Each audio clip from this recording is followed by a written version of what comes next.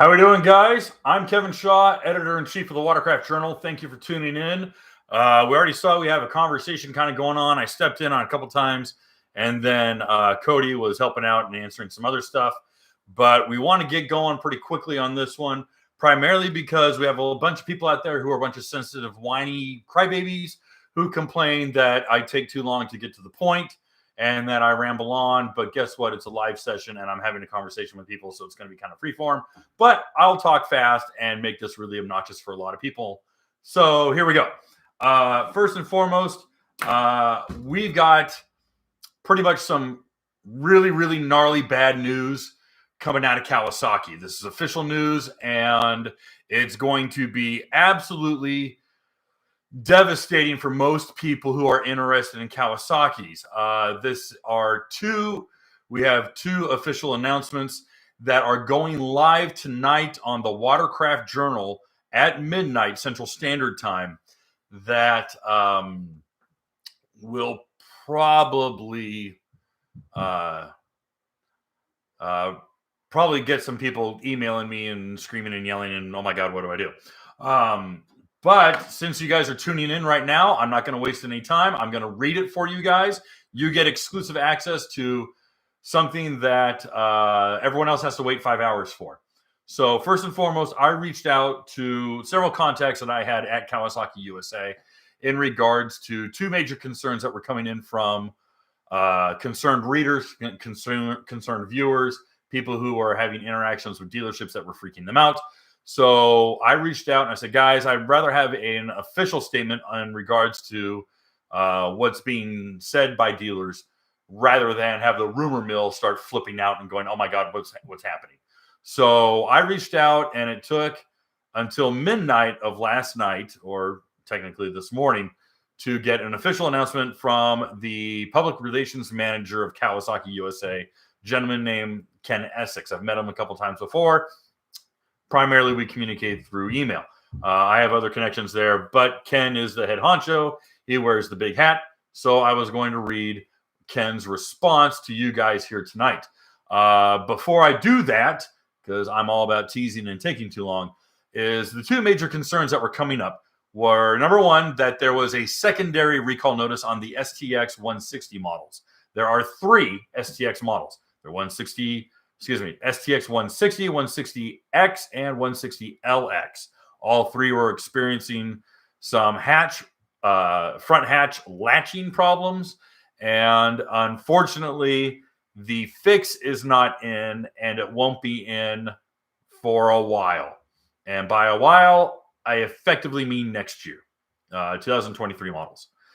Secondly, dealerships began telling customers that they were canceling all of 2022. Believe it or not, there were actual dealers telling customers that there would be no 2022 Kawasaki models. That is not true. That is a lie. But it's not that far off from the truth. And I'll read that to you as well. The official statement that came in from Kawasaki is from Kawasaki's public relations manager, and I quote, "As you know, most industries have been impacted by a variety of issues to meet consumer demand during this pandemic. Kawasaki, along with other competitors, have been impacted by component shortages and supply chain issues that have led to delays in production across all product segments. Due to the late start in production and delivering units, our window of production for 2022 models has been shortened before the 2023 production is scheduled to begin. Therefore, we are unable to meet the dealer demand. Fortunately, all new Kawasaki Ultra 310 models have been impacted the least. We are just as anxious as you are to get our hands on the new model, and you'll be the first to know when they become available," meaning the Watercraft Journal, i.e. me. As the STX 160s are concerned, we expect to issue repair information to dealers in the weeks to follow. But that is a statement to me to issue to you and to our 2.25 million viewers and readers. But we get something a little bit more impactful when we get the actual letter from the production side of things. And this is the letter that was sent to all dealerships this weekend. I will read this in full. Happy New Year. Our hope for 2022 at Kawasaki is that COVID and its variants run their course and we can resume to normal conditions in the second half of the year, not the first half. At present, this terrible virus continues to put pressure on our manufacturing capabilities. We have seen some stabilization in transportation rates, but not improvement. So number one, they're blaming COVID. Number two, they're blaming transportation rates, meaning that rates remain very high, but are not continuing to increase. Supply chain conditions for components continue to be very challenging, along with manpower issues due to the latest Omicron variant. Based upon these latest conditions, we want to update you as far as ongoing efforts to provide you with the latest vehicle supply information. Unfortunately, these ongoing supply chain interruptions will affect our ability to supply you with 100% of your outstanding orders. We will need to reduce allocations on several motorcycle models, one ATV model, and the most painful reductions will be on jet ski watercraft orders. The good news is no reductions on side-by-side vehicles. See the chart below, outstanding dealer order reductions, which I will explain to you. These reductions will vary by dealership based on your dealership's prior receipt of these models compared to outstanding orders. We anticipate visibility of these adjustments on K Dealer by next Friday, January 21st, 2022. We apologize for these latest reductions, and I assume that all of us at Kawasaki are working extremely hard to improve vehicle deliveries to your dealerships. It continues. There is light at the end of the tunnel. Starting in April, we anticipate having a variety of models in all categories, except jet ski watercraft available for open ordering. This will be just in time for beginning of spring selling season. I hope this information helps your retail business planning for Kawasaki vehicles for the next 6 months. As always, thank you for your ongoing support in the Kawasaki brand. Here are the production reductions on 2022 models. We are not coming up for air here. I am reading this stuff as fast as I can. Kawasaki SXR reduction 92%. That means they're producing 8% of the allocated year. We're going to skip ahead. Ultra LX. This is the unchanged carryover LX. Production reduction of 53% by 53%. STX 160, 90%. STX 160X, 92%. STX 160LX, 91%. Now, here's where we get into the interesting stuff of the new Ultra Supercharged models. This is the Ultra 310X, Ultra 310LX, and Ultra 310 LXS. The LXS is the in-between. All right.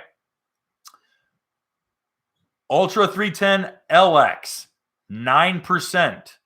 Ultra 310 LXS, 22%. Ultra 310X, 20%. We are looking at an average of a reduction of 21%. All right. They're reducing it to 21% for the supercharged models. That means that anyone who wants a new supercharged model, you got a good shot. It's still tight, but you got a good shot. If you want an SXR, find an old one. All right. Because probably the 8% they're building are already pre-purchased. All right. Now, here's where it gets interesting. Word out of Yamaha is just as bad. I got nothing official yet. Nothing that I can share. All right. Nothing from corporate is coming in saying, hey, man, we're in bad shape. All right. But there's quite a bit of smoke. And I'm not going to say that they're going to reduce as much as Cowie will. I really doubt it. But the word out of Yamaha is similar to this. So here's a little bit of silver lining coming out of this announcement. Is, as I mentioned last week, Kawasaki is not interested in building skis that are incomplete. They're not going to start production of skis when they don't have all the parts. That seems fair. That, for a logical person, that makes sense. So, what they are currently doing is that they are doing a little bit of hoarding. They are going to reduce the 2022 lineup of non-essentials. All right. They believe that the STXs, that there's enough in the market that you could probably get your hands on an STX. They believe that there's enough used or standing carryover units of SXRs that they can satiate a little bit of the demand. They're looking at about 50% satisfaction. But what they are looking at is firing up the 2023 lineup months earlier. Typically, Kawasaki's production begins around late November, early December, and it runs through the winter so that they have enough units ready for the springtime release of their Watercraft. Right now, they're looking at, all right, listen, we're going to try to crank out as much as we can that we have product for, that we have supply for, and then we're going to hoard and hold on to everything so that we have a really, really strong 23 lineup. They are confident that 2023's market is going to look a lot better. They have confidence that, especially within the U.S., that consumer confidence is going to rise in the next year. They believe that there's going to be some greater stability with the dollar. We believe that the supply chain issues will begin to ease, and not necessarily because it'll be foreign supply chain, but more of domestic production. There are plenty of companies who are taking it upon themselves to get into the manufacturing market and starting to produce product here domestically. So that should help out. That being said, Sea-Doo is continuing to deliver vehicles that are requiring the DES plug, ECMs, and dashboards. Thankfully, in many cases, not all, but in many cases, these products or these items are showing up about a week or two afterwards. Unfortunately, I did hear directly from a customer and from a dealer that you guys aren't going to like this one. For you guys who've ordered Sea-Doos, prepare to pay anywhere from $1,400 to $1,600 for the time spent to install these items. The dealer is not going to eat it, and neither is Sea-Doo. The customer is going to eat the installation time. Not lying. Receipts for people who have purchased a new 2022 Sea-Doo are seen on the invoice that, in addition to raised shipping, and I mean, you can't really blame them for the shipping because the shipping situation sucks so bad, but raised rates for shipping, raised rates for preparation, raised rates for damn near everything. There is also a fee, a finishing preparation fee. I've heard different names for that, but those people who are getting, there was a gentleman who sent me his invoice for a GTX 300, and he had an extra $1,640 tacked on, or $1,650 tacked on to his invoice, so that the dealer could install the dashboard, install the DES key, install the ECM. And he's like, hey, no, he didn't buy a GTX 300. That was someone else. He had bought, I believe, a GTX 170 because it was like a $14,700 ski. And when it was all said and done, he was in it for $21,000. And that is That's considerable. $1,600, an unexpected $1,600 coming out of your back pocket is considerable, and especially when that's a tack on from the dealer at the end. So I've reached out to Sea-Doo Corporate in regards to that. I have not heard back, and that is not like Sea-Doo to not write back. So it's really surprising. And I almost want to say that corporate might be surprised that there's dealers charging people to finish the ski. So I'll have more information on that, hopefully in the coming weeks. But for right now, there is nothing confirmed about Yamaha. I know deliveries are delayed. But so far, I'm seeing products show up, and that's great. Mostly naturally aspirated. Haven't seen a lot of SVHO. But again, the announcements that I read for Kawasaki go live at midnight tonight.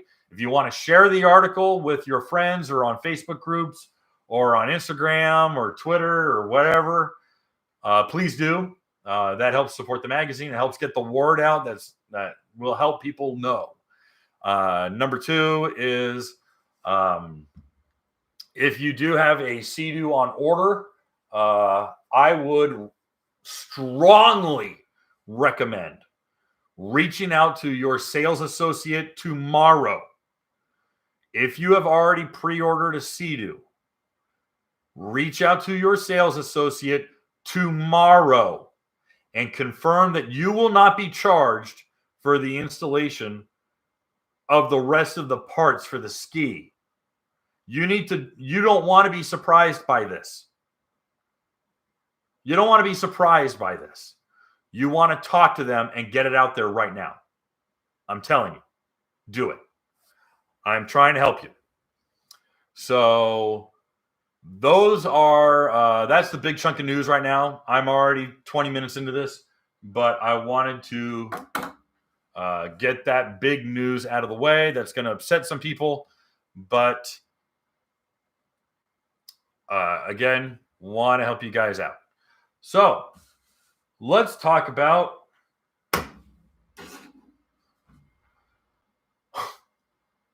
possibly the dumbest email I've gotten in a long time, and I'm not trying to be a jerk, but I'm totally being a jerk. Got an email this week that says, I think you're wrong about beaching. I've been beaching skis since I started riding jet skis. And that was it.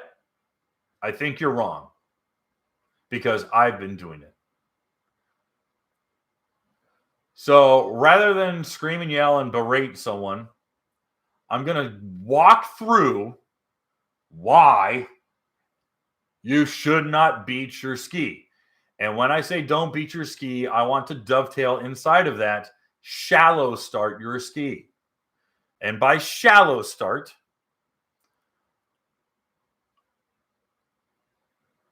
sorry, I got distracted by a super chat. Chris says, talking to a guy in Australia that has a Kawasaki 310X with some speed mods. He is not from K-Speed. Powder coated his ride plate to match. Looks great, but wouldn't that cause more drag? No. What, the powder coating? No. Powder coating. Most powder coated surfaces. Okay, you're powder coating aluminum, which is not terribly porous. But powder coating will help fill in that porosity, and so you'll have a smoother surface. I don't think you'll see enough of a difference in traction or dissimilar surface tensions. So, in fact, the powder coating, paired with the Kawasaki gel coat, might actually be slicker. Might actually work better.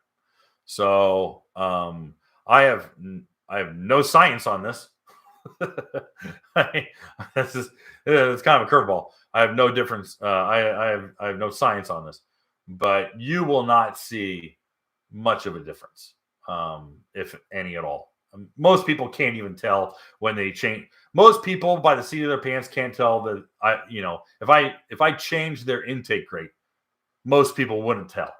I would guarantee half of the people here in the comment section wouldn't know. They wouldn't know. If I did the Folgers challenge and snuck under your ski and changed your intake rate, I guarantee I'll put money on it that half of the people here wouldn't know I changed it. Just saying. They might think, oh, water's rougher today, or oh man, this ski really must be air temperature. It's really hooking up hard. It's really biting hard. They wouldn't know. So I'm just saying. But I'm going to say something here. Well, first, let me go back. When I say don't beat your ski, I want to dovetail in that. Do not shallow start your ski. And what shallow starting is starting your jet ski, personal watercraft, Sea-Doo, whatever you want to call it. I know a lot of you guys are anal. You guys are the same people who are anal about engine and motor being two different things. But shallow starting your ski is igniting the engine and powertrain in less than 3 feet of water. That is a fact. All right. There is a there is a YouTube channel called 3 Feet Deep with two like BRP or Rotex certified technicians. These guys, I don't shout out a lot of channels.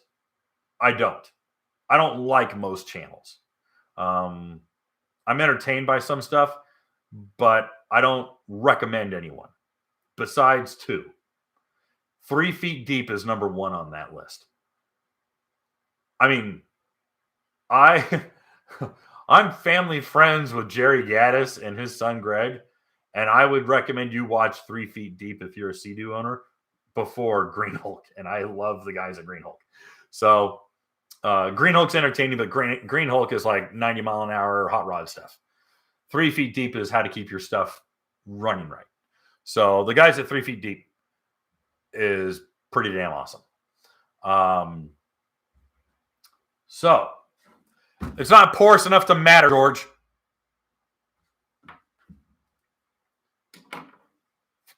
So why I'm talking about this is to help keep people's skis running.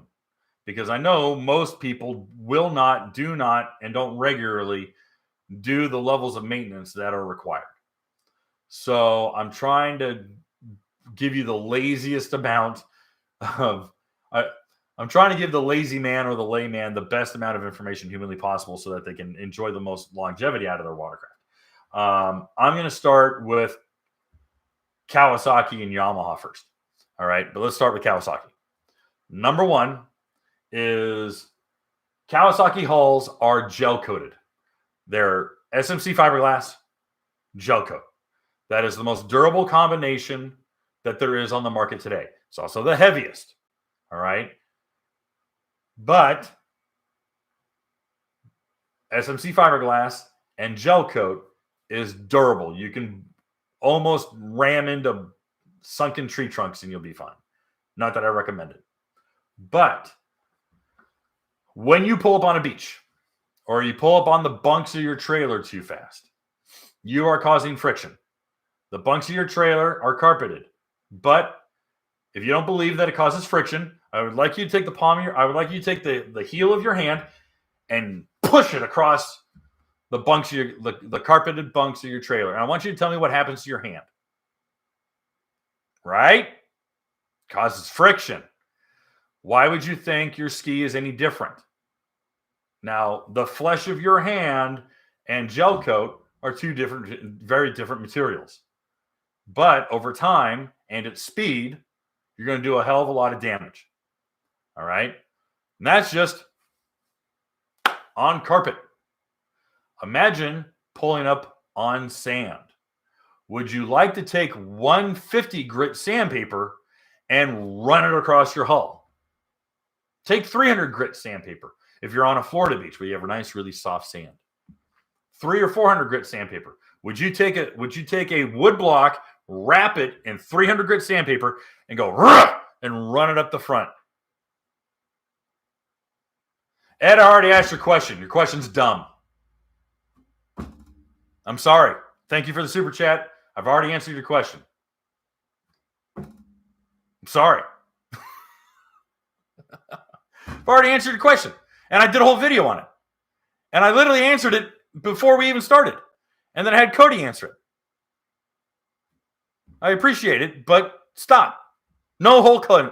Don't do hull coatings. Don't. Stop it. No. Bad. Monkey. Bad monkey. I don't know what else you want me to say. I've already done it ad nauseum. So again, sand is the enemy, the worst enemy of your watercraft. And I'm just talking Kawasaki gel coat. All right. Now, let's pretend you shallow start your ski. Let's say you're in 1.5 foot of water. 1.5 foot of water. You fire that ski up. What happens? Just you're sitting on the ski and you're just Johnny Dumbass sitting on your ski and you look down and you're in 1.5 foot of water and you fire up your ski. What does the water look like? Turns into a big silty turned up mess, right? Turns into a freaking disaster. You look down, you're like, oh, I'm in shallow water. I better pull forward. And you hit the gas. And you start pulling forward. Because you're like, oh, I better get out of the water. And you give it throttle and start tearing forward. Okay? The reason why every manufacturer says do not start a ski in less than 3 feet of water is because of the suction created by the jet pump. All right? You can suck up rocks off the ground in less than 3 feet. A rock. I'm not talking a boulder. I'm not talking something the size of this piston. I'm talking little pebbles and little rocks. They get sucked up into your prop. I know I'm not supposed to say prop, it's impeller. But it gets pulled into your impeller. All right? And inexplicably, those little bastards get hooked up into the leading edge of your impeller, and they bite and they lock up your engine. All right? Bends your impeller. Or get stuck in the stator vanes. And now your stator vane's locked up with a rock in it, and have a good time trying to knock that boy out. Okay? But let's say it's not a rock. Let's say you're in an absolute piece of paradise with white beach sands and everything looks cherry pie. There's not a rock to be seen in miles. Okay, fine. You turn up all that sand and all that silt, and it's whipping around inside of your pump. Okay? I want to tell you something about a Kawasaki, and I want to tell you something about a Yamaha. Okay? Those engines are cooled along with the intercooler, along with the exhaust, along with the water box. They are cooled by the ambient water, the water you're floating in. So that water full of sand, okay, that milkshakey, sandy, gritty crap is now going in through your stator, in through the pump, all right? Because I know a lot of people don't know what a stator is, but in through the pump and being pumped through your engine. It's being pumped through your intercooler. It's being pumped through your water box. Now, I know there's going to be someone who's like, well, Kevin, there's a filter on the stator. It's going to filter all that sand out. Well, here's what that filter looks like. That's the Yamaha filter that's inside of the stator. It's not a paper screen. It's not a wire screen. It is a piece of injected molded plastic with a bunch of holes in it. You want to know the diameter of those holes? The same as this ballpoint pen. You could literally take your ballpoint pen and poke it in a single hole. How much sand can get through there? Quite a bit, right? How much trash and debris and plastic and styrofoam and all the other junk that we put in the ocean gets stuck in there? Quite a bit, right? When was the last time you changed the filter on your stator? Do those go bad? Sure, they fill up with crap. When's the last time you taken the plate off, popped it out, taken the screen out, thrown it in the trash, and put a new one in? Not a lot of people do that, right? So, all that being said, all that sandy crap is going through your engine, okay? It's going through your intercooler. It's going through your exhaust. And all that sand and all that silt is filling in all the low spots throughout your engine. Okay? Other thing is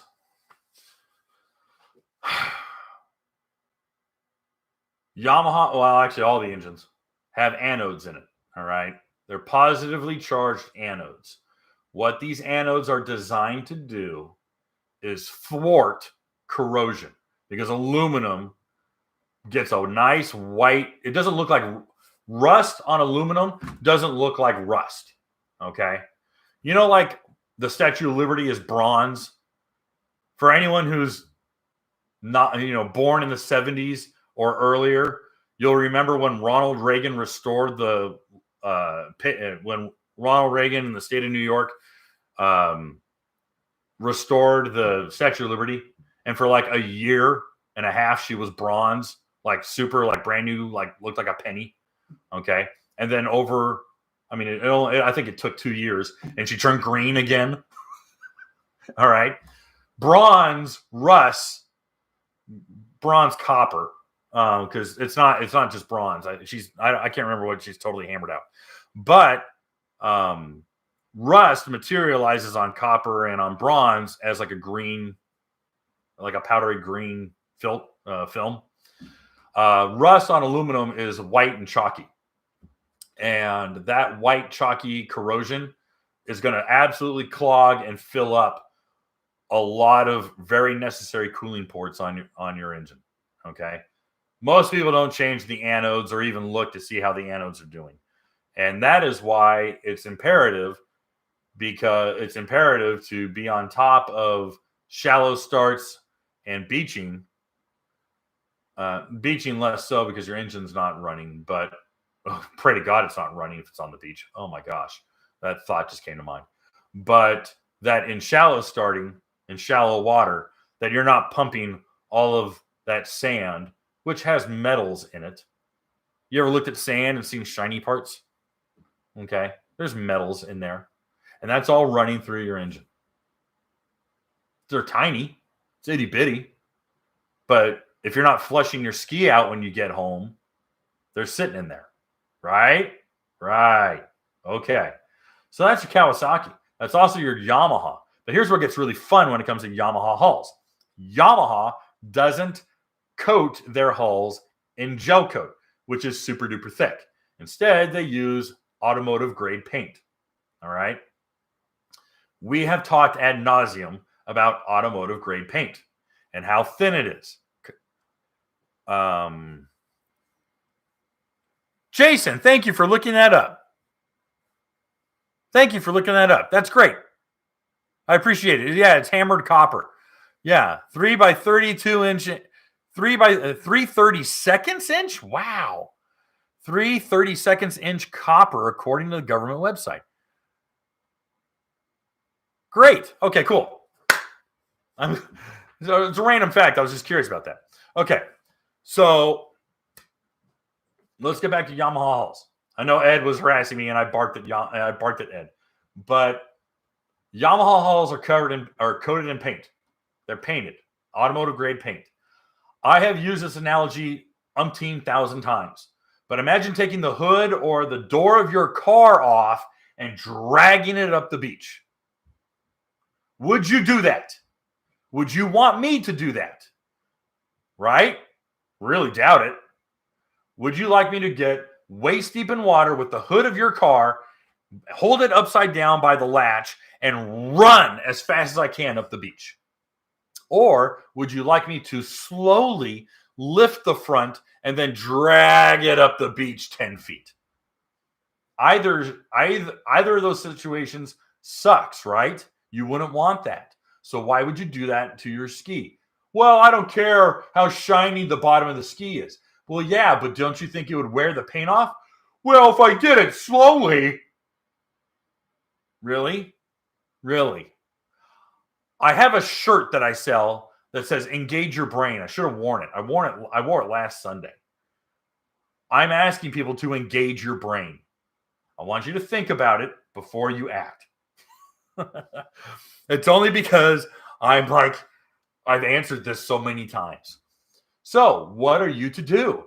Golly gee, Kevin, what do I do? My friends all want to stop on the sandbar and have a beer. Don't drink beer. Number 2, get an anchor. Anchor your ski. Okay. You can take the anchor and have 2 feet of rope or 5 feet of rope or whatever length of rope you want, and you can shove it into the sand beneath, in the water, which is fine. Or you can have 15 feet length of rope and go all the way and stake that anchor into the sand. And either way, your ski's not going to be running up the beach. Okay? The other half of it is, let's say you're spending a long time on the beach. Guess what a lot of people forget about? They forget about high tide and low tide. And you think I'm joking? I literally have video of Florida ski rider Randy Cabrera having to get the entire riding group to help drag a Sea-Doo switch to over 20 feet across a beach because they were hanging out too long on the sandbar and the water went out. And they had to drag the freaking boat into the water. Well, guess what? That pontoon boat is basically an overglorified Sea-Doo with a Polytech hull. So he's dragging a Polytech hull across the beach, all right, loading up the pump with sand and debris as they drag, because they can't lift it. It weighs 100,000 pounds. It's a monster. And they just drag it all the way across. Okay? If anyone should know better, you'd think he'd be the guy who puts on these massive events. Mistakes happen. Okay? And guess what? Everyone in the I saw the video. The camera doesn't lie. There was dozens, tens of dozens of skis that needed to be dragged out. Okay? I'll tell you how to drag a ski out if you want to know how to drag a ski out, but we're doing preventative care here. Okay? So when it comes to Yamaha, there's because the hulls are so sensitive, because it's not the hull, because the paint is so sensitive, I implore you, you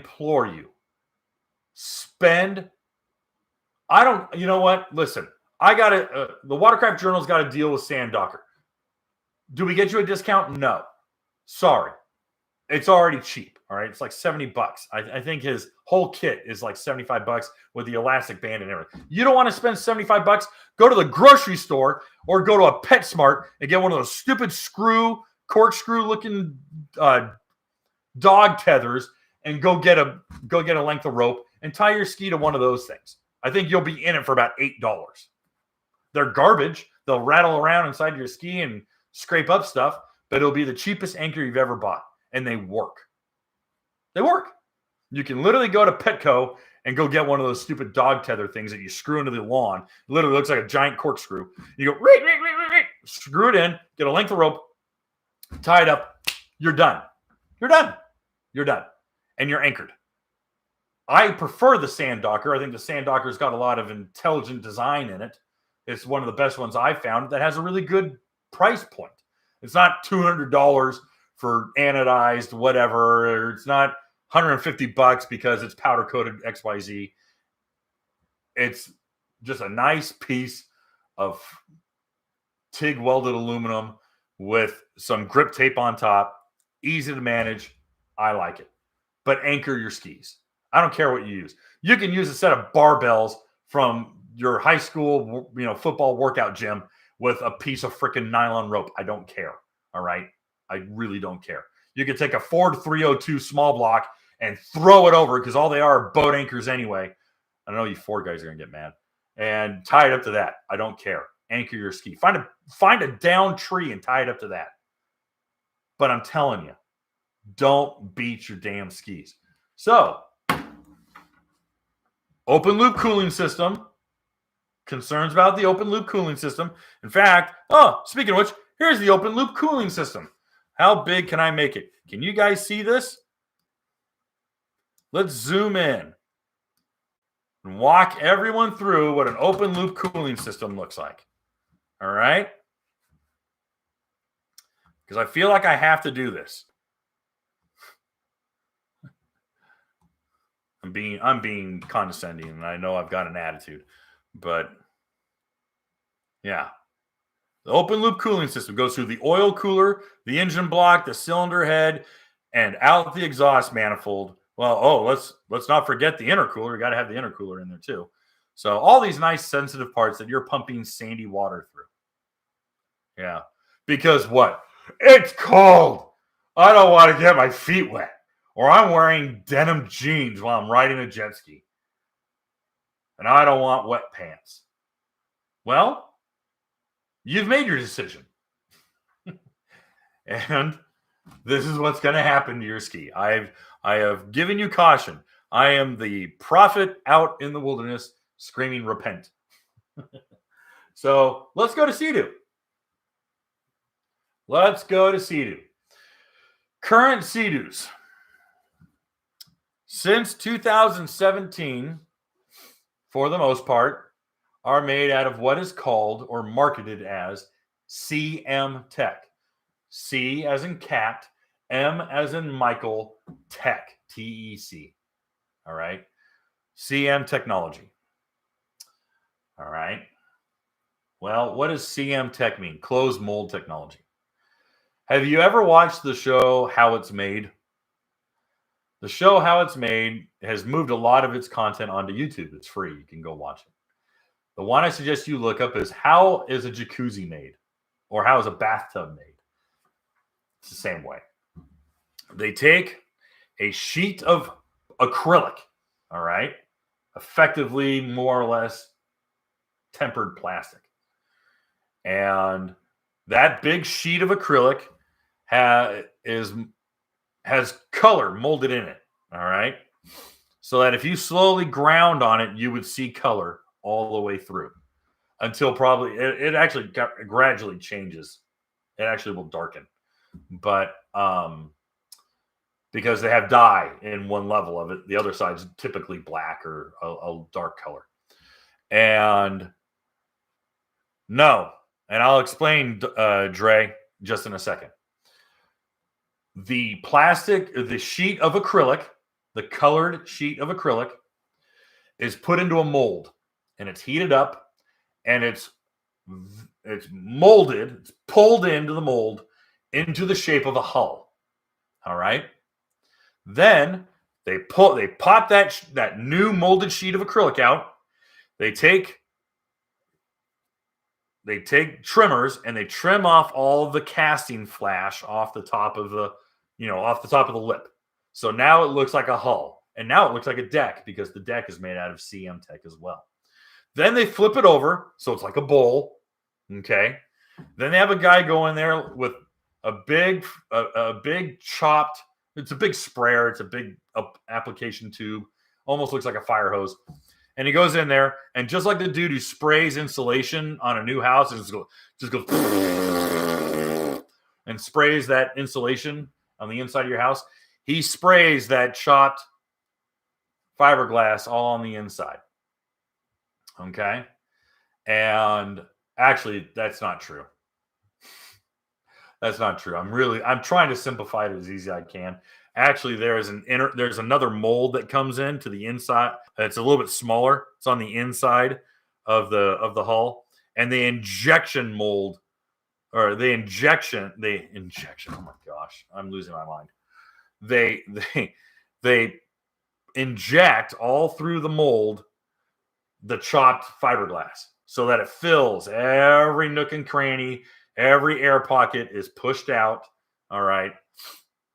And so now you have a nice, solid, and when they pop the mold out, it's smooth. You guys with new Sea-Doos, you ever ran your hand on the inside of the engine compartment? Run your hand on the inside. Just take your hand and go. I mean, normally, 10 years ago, you did that, your hand would be full of fiberglass. You'd be like, oh my gosh! You'd be bleeding. All right. But you do it now, you run your hand on the inside. It's as smooth as a baby's butt, but you'll have white chalk on your hand. That's almost like running your hand on drywall. Okay? A lot of you guys will notice. But it is injected molded, chopped fiberglass. It's fiberglass, all right, with filler. Rollers or bunks, Kevin. I use bunks with those plastic runners spaced out every 2 feet. Rollers I've seen go bad and lock up or break and gouge the living hell out of your hull. So T parts, I say carpeted bunks with the plastic bunk runners, bunk slides. Yep. Jason, how is it that Jason and I are totally simpatico on so much stuff, yet he drives me crazy?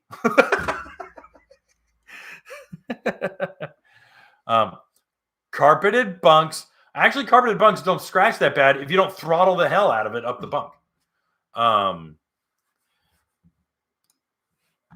Yeah, you'll be impressed. They actually aren't. You just don't throttle the hell out the bunks. That's it. You can walk barefoot on carpet without. You can literally shuffle your feet on carpet without burning the soles of your feet, right? I know I did as a kid. That's how you shock your sister. Is you shuffle your feet and then you go zap, right? You can go up bunks. You can go up carpeted bunks. Yeah. Plastic runners will help stop scratching 100%. Yes. And they reduce drag. Makes it really easy to pull them off. All right. So, going back to CM Tech hulls. CM Tech is not painted. There's nothing painted on a Sea-Doo. There's literally nothing. I'll give you, you know what?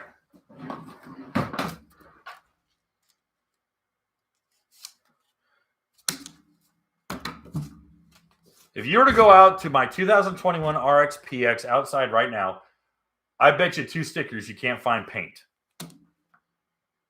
The ink to print the stickers or decals on the ski don't count. The engine block is powder coated. The deck, the hood, well, the hood's plastic, injection molded plastic. Address. Hull and deck are CM Tech. You have plastics that are injection molded with color in them. There is no paint on that Sea-Doo outside. 0 paint.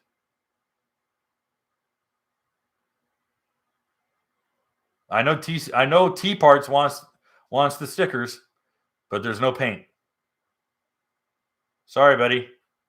There's no paint on a factory stock Sea-Doo. Interesting, isn't it? They got rid of their whole paint booths. You understand that? When they moved to Mexico and they started designing their skis, they moved with the intent of, we don't want paint booths.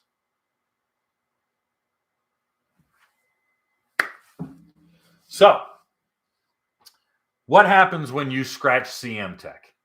It gouges. When people really have a bad impact with CM Tech, you have to fill it. All right? And if you don't paint it, it's going to stick out like a sore thumb. Interesting, though, is trying to blend the paint to the CM Tech. That is why most repair shops recommend large swaths of painting to try to blend it in. It's true. It's true. So, what also happens... Oh, I didn't even talk about this. Well, I did a little bit, but I'll go into a little more detail. Is Sea-Doo hulls are more scratch resistant than Yamaha. Is a Sea-Doo hull more scratch resistant than a Kawasaki with gel coat? I hate to say it, but I would say yes. But I would hate to do that test. But the other thing is that Sea-Doos do not have an open loop cooling system like I demonstrated. It's closed loop. Okay, great. But their pump is just like every other pump. It can suck rocks up in 2 feet of water. And then that rock not only sticks into the prop, then it gouges the hell out of your plastic wear ring. So figure that one. I like that one. And your exhaust system is still cooled using ambient water, your water box and exhaust. Okay? So that's bad news as well.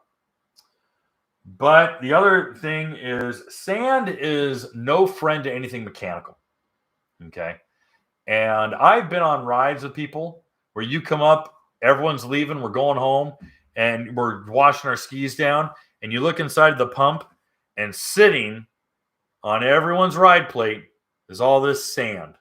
You know, the honeycomb pattern that's on the inside of the Yamaha and Kawasaki ride plates, you'll see that sand. Okay? Where does that sand come from? Well, I wasn't backwards in the sand. Huh. It's because you're floating in a pool full of it. All right. The other half of it is that now all modern watercraft have brakes and have very technical pieces of equipment. Steering, you have trim control, you've got steering, now you've got the brake and the reverse bucket. How'd you like to get all that sand and all that silt and all those nice little crevices? Right? It's really hard to get it out. Everyone's been to the beach here, I presume. Everyone's been to the beach. And you've used one of those beach showers where you're done. You're like, all right, let's wash the sand out of my hair and get the sand off. You put your shirt on, you got your towel around your neck or whatever, and you get back to the car and you're like, how the hell do I still have sand in between my fingers and in between my toes? And I got sand in my ears and I'm shaking sand out of my hair, even though you washed it. I feel like I'm Anakin Skywalker on episode 2. I hate sand. It's rough and it's coarse and it gets everywhere. Yes, I have it memorized because I'm a psychopath. Anyway, here's the other thing. I brought more visual aids out for demonstrating Sea-Doo because I know all you guys really need aids. Sorry, that was a Adam Carolla joke. Okay. This piece of rod stock that I pulled out of my garage, okay, represents your drive shaft, all right, your impeller shaft of your Sea-Doo, okay? I pulled a bunch of random crap out of my garage just to demonstrate visually how the carbon seal on a Sea-Doo works. This is going to go poorly, and I know it, all right? This rubber gasket is going to represent the billet metal hat that spins on the shaft. It's got a little C clip that holds it in place, holds it from going back and forth. Okay? Well, going back. This grommet is your carbon seal. Slides right over. Okay? And they butt up tight to each other. It too has a clip that goes on, keeping tension, keeping these guys from clapping. They're supposed to be tight. Okay? This giant 1 1/4 socket, again, this is bad visual aids. All right? This represents the bellows that goes over the carbon seal. Okay? Whoops, pushed it in too far. Sorry. Let's press it in. The carbon seal, let's back it up. The carbon seal sits on the shaft snugly, not making huge amounts of contact. Because the real seal keeping water, because this is the shaft that goes to your impeller. Water is coming up here, in through the bellows, and coming up to the carbon seal. And the carbon seal, this lip, see how it rattles? Hear it? Hear how it rattles? Okay, it's not a perfect seal. It's this surface that connects up to the metal hat that seals. All right? Keeping water from filling up inside the engine compartment. So that as the shaft spins, the shaft can spin without water coming into the engine compartment. Okay? Now I want to tell you something. Why am I even bringing this out?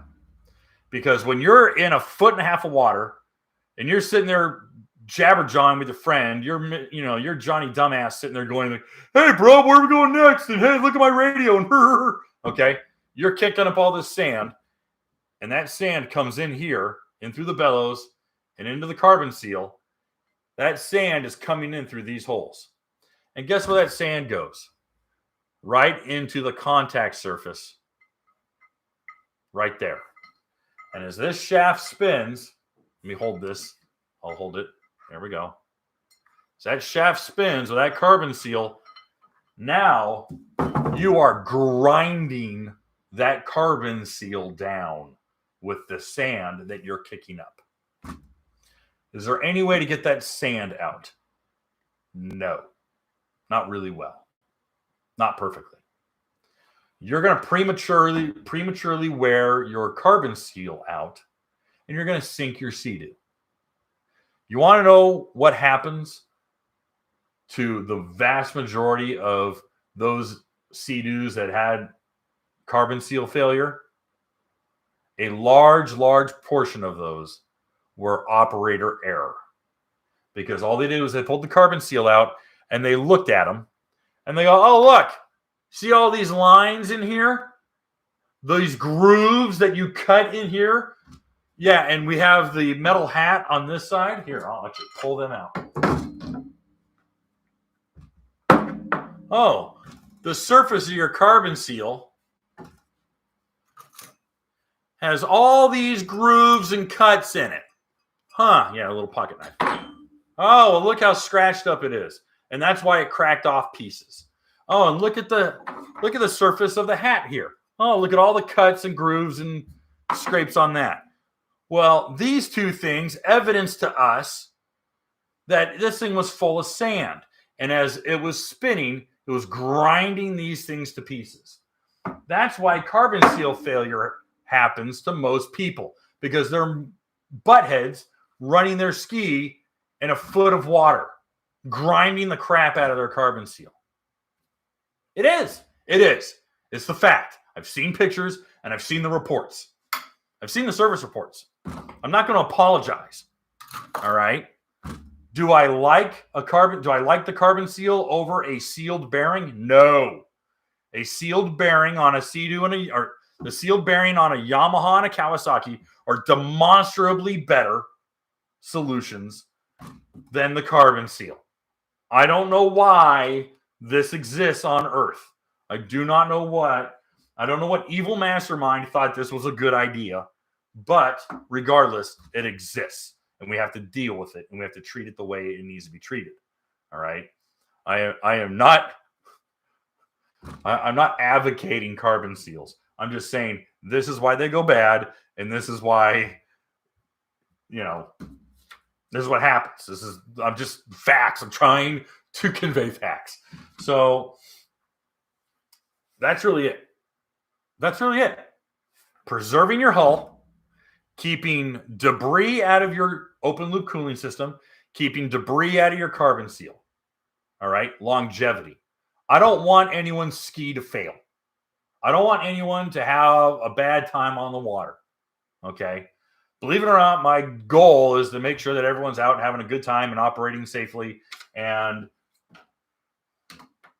having the most fun they can. That's really it. All right. I'm trying to keep people on the water. So again, 3 feet deep or deeper. If you are afraid of getting in cold water, don't go out. If you're afraid of getting your feet wet, don't go out. If you don't like getting your feet wet ever, stay off the water, sell your jet ski.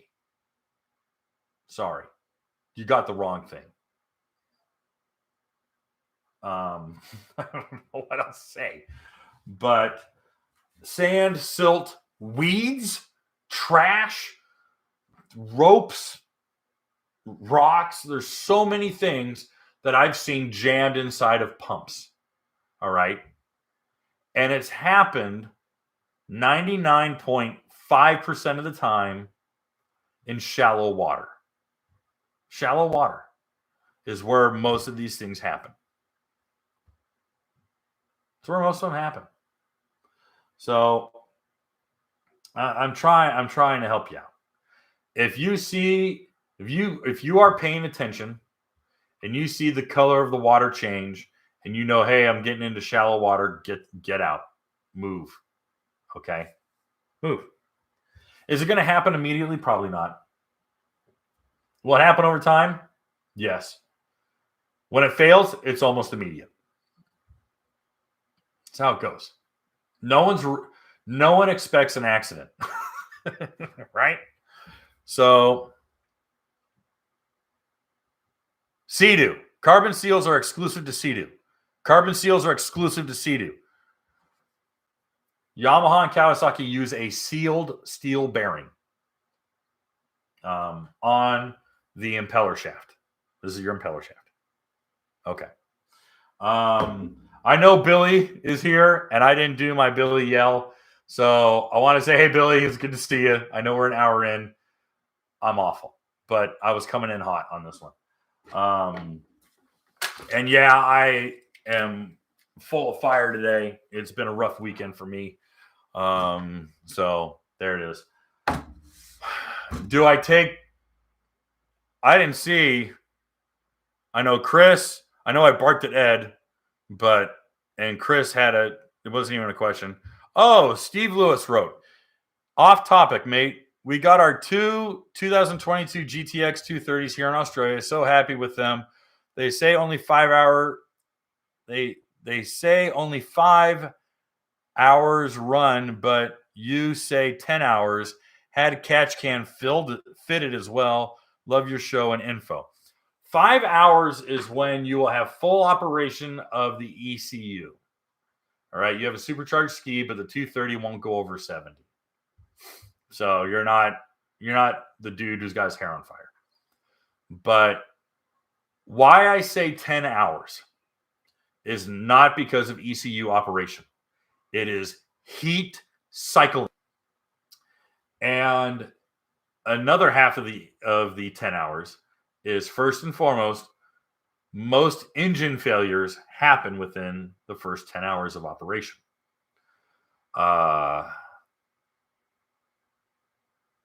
Some people say, oh, if it's going to fail, it's going to fail in the beginning. Wrong. All right. Because you're not at full throttle the whole time. If you're building a drag motor, hell yeah, it's going to fail as soon as you put it on the dyno. But on a jet ski, it's the first 10 hours of operation, especially with Sea-Doo, because Sea-Doo does not have the cylinder. All right. Here we go again. Piston, engine piston. This is for a top-fueled Hemi dragster, but piston's a piston. All right. The piston has steel rings that you insert inside here. This is your oil ring. These are your scraper rings. Okay. See how there's little ports in here? Even Sea-Doo pistons have these. You can see daylight through them. Okay. Because oil gets sprayed. This is called a skirt. And oil gets sprayed up the skirt of the piston. And when oil gets sprayed up the skirt of the piston, that oil lubricates the cylinder, because they go and spit out, and it lubricates the cylinder that it's riding in, because these steel rings are scraping the crap out of the inside of the cylinder. But interesting fact about Sea-Doos. The cylinder that the piston is running up and down 9,000 times a minute, okay, is not made out of steel. It's literally electroplated. It's a coating in an aluminum cylinder. Well, that electroplating, I've seen very few failings. I've seen failings, but I mean, where like it actually like peels off and breaks off and chips off. But what I have seen is irregular grinding. And within those first 10 hours of operation, those rings can grind a lot of the rougher, unfinished surface off. And you're getting all of that powder, all of that debris in the oil, in the combustion chamber, and circulating through the engine. That's why I recommend changing the oil after 10 hours on a high-performance unit. Yeah, you're out $50 or $100 for an oil change. I like being safe. All right. Now, CD is saying you can go the first 50 hours without doing it. Not a fan, especially because of the break-in time. So that is why I suggest the first oil change at 10 hours instead of 50 hours. All right. Robbie Britt wrote, is there any difference between the 2021 and 2022 Sea-Doo GTX 300 Limited color? Thank you for the super chat. Good evening, Kevin. I'm glad you sound so good, man. Thank you, Brian. I'm doing quite well. I'm just now just an angry ginger. All right. Well, let's I don't see any more super chats. If there's no more super chats, we're gonna end this one a little early. That's good. If you have any questions, make sure to make a super chat, because that's pretty much the policy going forward. If you've got a really pending question, it's going to be a super chat. Let's go over some final news, some final stuff. For all of you guys who have purchased a jersey, all right, if you have a long sleeve jersey,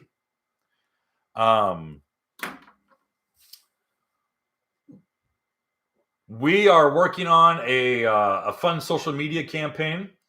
If you are on Facebook, tag us in a picture of you wearing the jersey, and we're going to enter your name in to win a free t-shirt. Because we want you representing the Watercraft Journal wherever you go. So yeah, if you guys have already gone out and bought a jersey and you got a picture of you, with your ski or on the water or even in the snow, whatever, tag the Watercraft Journal. Hashtag. There's two hashtags.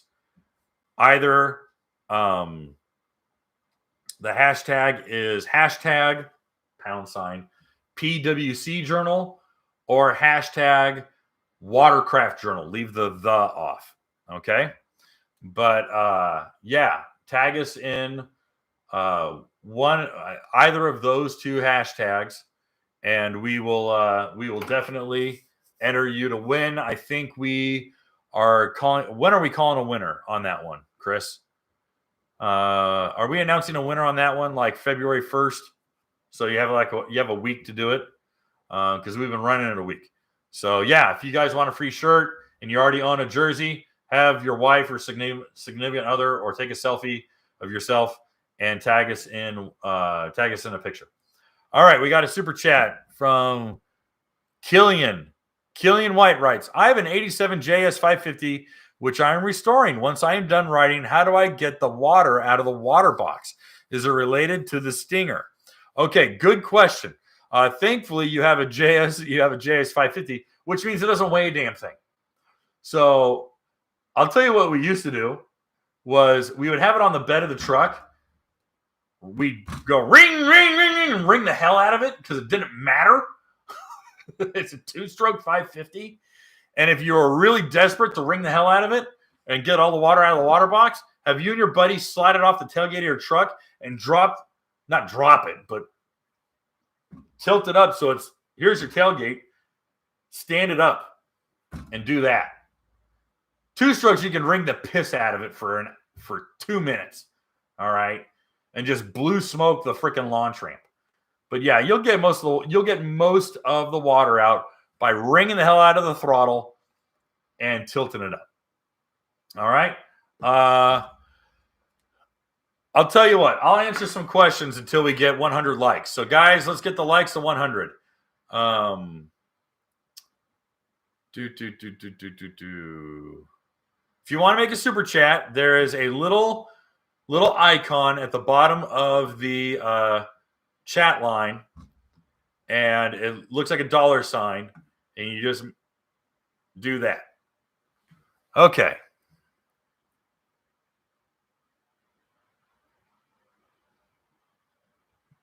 Don't know what that's about. All right. Let's see if I have any questions.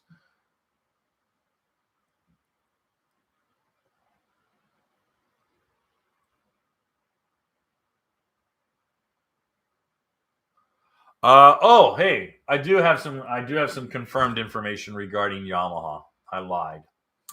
I have some information regarding Yamaha.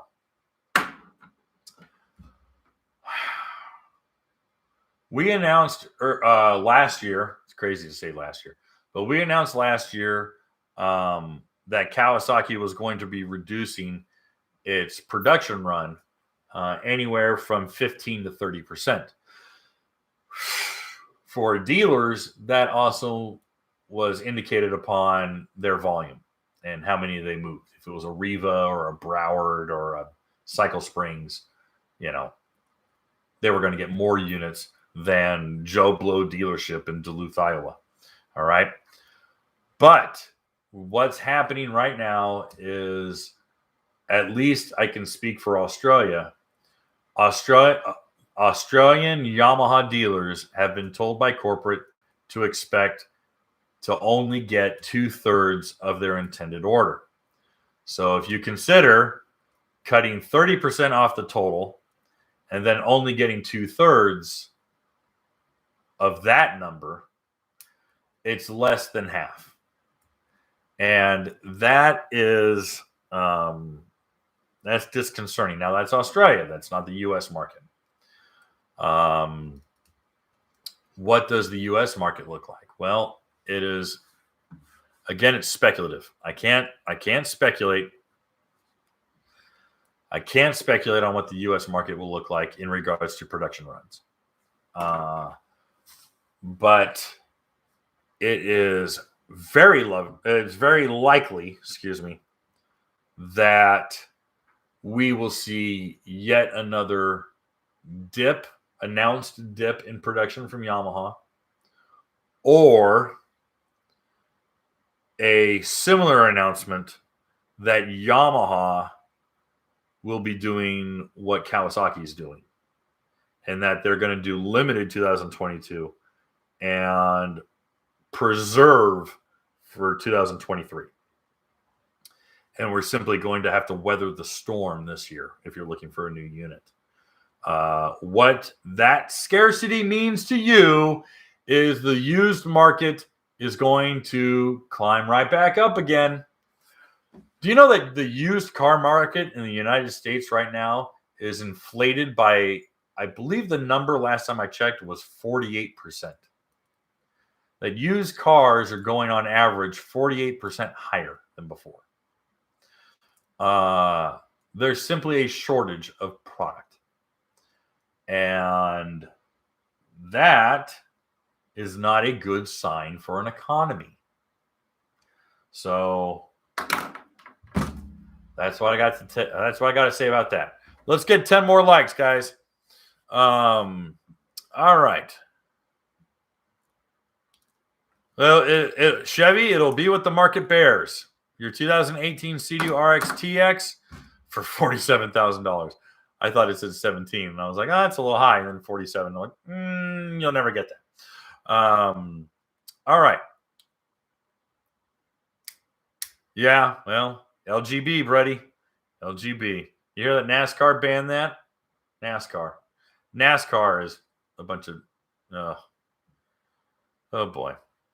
All right. Well, I think I should take one more question. Which ski would you recommend more? A jet ski Alex writes, which ski would you recommend more? A 2022 Yamaha Ultra LX or a 2022 Yamaha FX Cruiser HO? And which one would you buy with your money? Yamaha. I love the Ultra LX. No brakes. The 2022 FX Cruiser HO. Actually, I wouldn't buy the Cruiser. I would buy just the HO. I'm 6'2", 240 pounds. I don't like the Cruiser seat. When I sit at my comfortable level on that seat, I'm sitting on the backrest, and that's like sitting on a hemorrhoid donut. But I would get an FX HO tomorrow if I was ready to spend money. And I'm not joking. And over a Sea-Doo as well. A naturally aspirated Sea-Doo. You're getting way more bang for the buck with the FX HO. All right, the Connects system is good. Sound system is good. The glove box is outstanding. The modifications they've made to the hull for 2022 are stellar. Great question, by the way. Very good question. There's more storage in the Ultra, but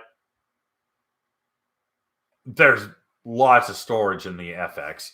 I like the hull of the Ultra better, but you know what? For rough water, for open ocean rough water.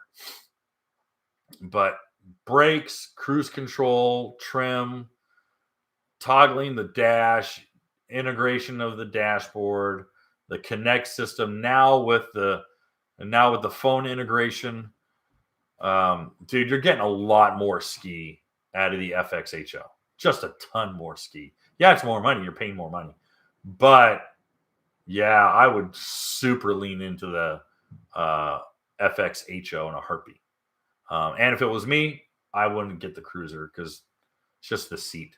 But again, you asked me, so that's what you're going to get.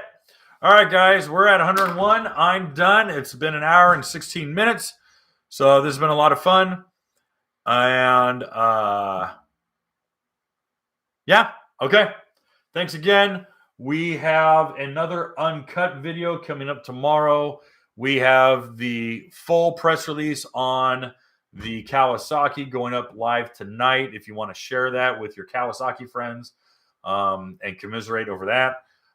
We have a little bit more of the 2020 production perils that, from last week's video being cut up into the super chat or into the quick topics. And for anyone who's complaining about these things running too long, don't watch them. If you're going to complain, you're getting it for free. Don't watch it. All right. I don't like complainers. You offer nothing. Complainers don't offer anything to the world. And the other half of it really is the fact that we cut up most of the pertinent points of every live session and put them up during the week. So if you don't want to watch the hour and a half, 2 hour version of this, or God help you when I did like the 3 hour one, but if you don't want to watch the whole stinking thing, hang out. Come back at the end of the week. Guaranteed the good stuff is going to be chopped up and put into a 5-minute segment. So that's all I got to say. But I know the complainers aren't sitting here watching it this long. Yeah, hit the like button, guys. Hit the subscribe button too. All right. Brian, I hate too much value. Oh,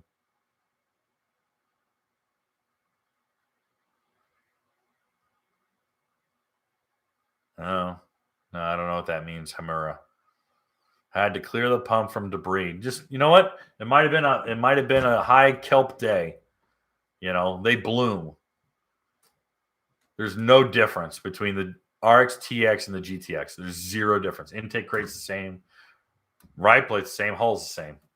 Sponsons are negligible. All right, guys. I'm done. I know I've said goodbye like 5 times already, but now I mean it. Bye.